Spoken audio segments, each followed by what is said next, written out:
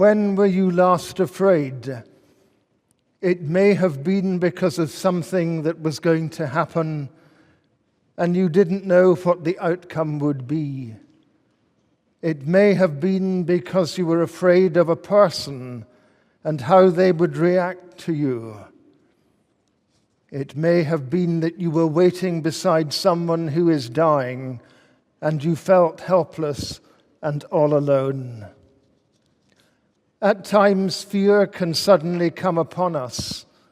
We are not in control. Our minds go into overdrive, wondering all the different scenarios which may happen.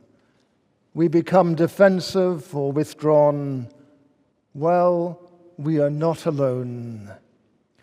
In this evening's dramatic account of Jesus' resurrection, Mary Magdalene and the other Mary are told not to be afraid 3 times.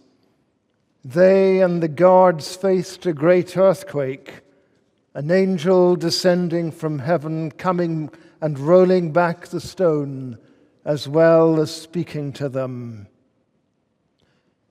Do not be afraid. I know you are looking for Jesus. He is not here, for he has been raised. They left the tomb quickly with fear and great joy and ran to tell the disciples. As they were doing that, suddenly Jesus appears and tells them, "Do not be afraid. Go and tell my brothers to go to Galilee. There they will see me."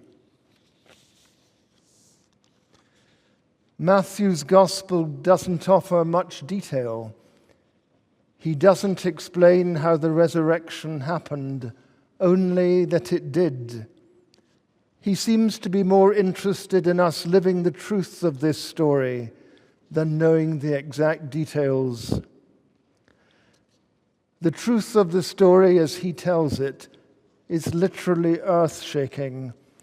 It changes the ground on which we stand and the way in which we live. This past week, we may have experienced the pain and devastation of Holy Week in the liturgies of the Church, as well as being reminded of them in the circumstances of our own lives. We come wanting to be reminded that the Easter story is true. Our fears are not erased, but they can be transformed. They can become a fearful joy, not a Good Friday fear, but an Easter fear, not a fear rooted in despair, but one rooted in faith. The resurrection fills us both with a holy fear, but also a heavenly joy.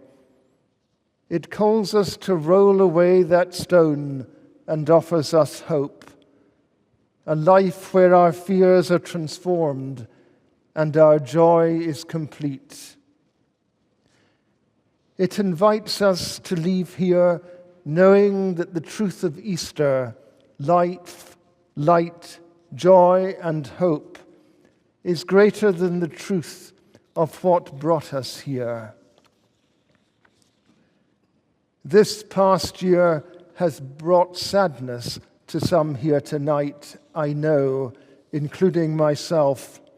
I may not know what darkness or sadness is, but I know that it is real for you.